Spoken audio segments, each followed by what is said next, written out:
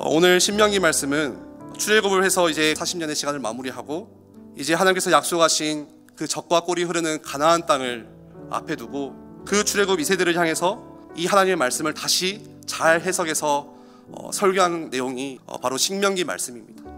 그 중에서도 오늘 우리 함께 읽었던 이 신명기 8장의 말씀은 왜 도대체 하나님께서 이스라엘 백성을 40년의 시간을 광야를 돌게 하셨는지, 하나님은 이 이스라엘 백성들이 무엇을 하기를 원하셨는지, 또 어떻게 이 고난의 광야를 지나가야 되는지, 그런 내용을 담고 있는 것이 바로 신명기 8장의 말씀입니다.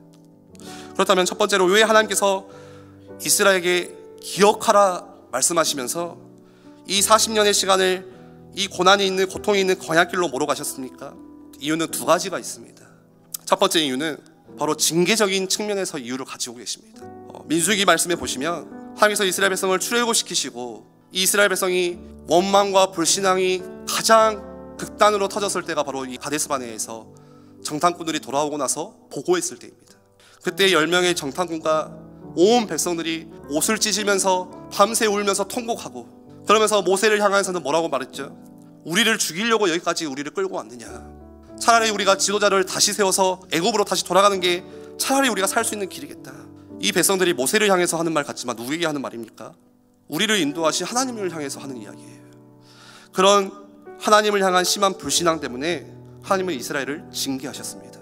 그래서 오늘 본문 5절 말씀에 보시면 너는 사람이 그 아들을 징계함 같이 내 하나님 여호와께서 너를 징계하시는 줄 마음에 생각하라. 하나님께서 징계하셨대요. 그래서 오늘 우리가 당하는 아픔이 있고 내가 걸어가고 있는 광야가 있다면 하나님 앞에서 내가 어떤 문제로 하나님께 지금 징계를 받을 수밖에 없는지, 그거부터 먼저 우리가 돌아보고 점검을 해야 됩니다.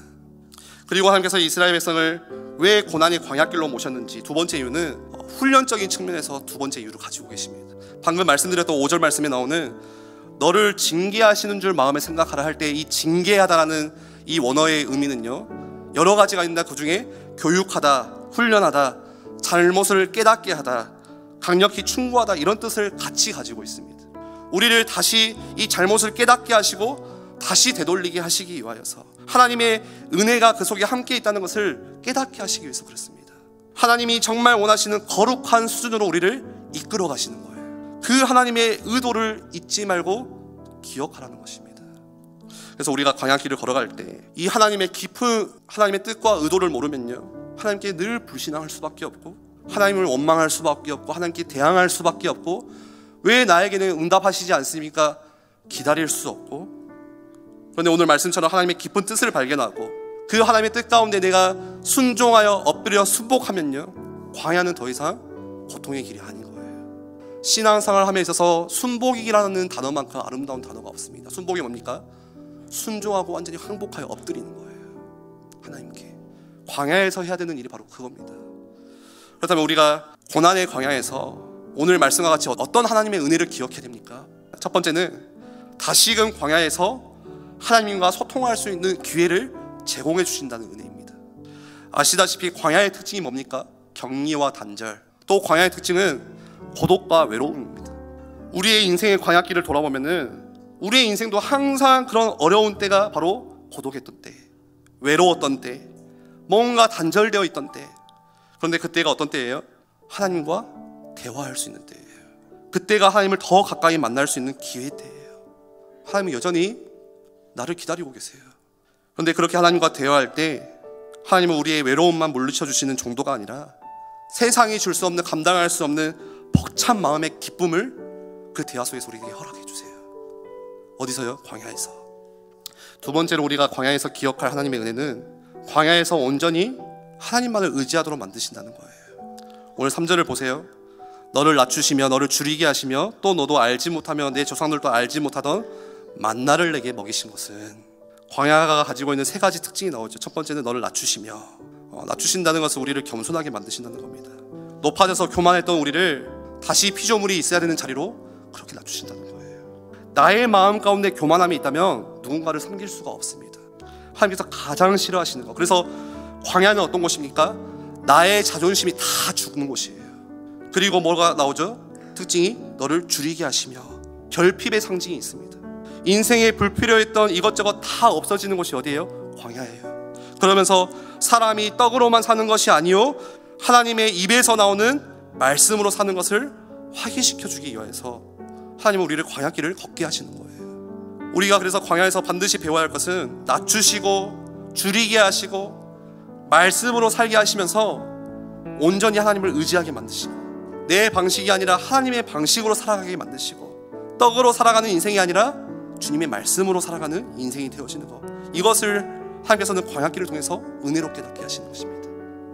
세 번째로 우리가 광야에서 기억할 은혜는요, 광야에서만 얻을 수 있는 하나님의 특별한 공급이 있다는 거예요. 아무것도 심을 수 없고 그 속에서 아무것도 거둘 수 없는 것이 광야인데, 대신 하나님께서 매일 뭐를 주십니까? 매일 만나를 채워주셨던 것이 바로 광야입니다.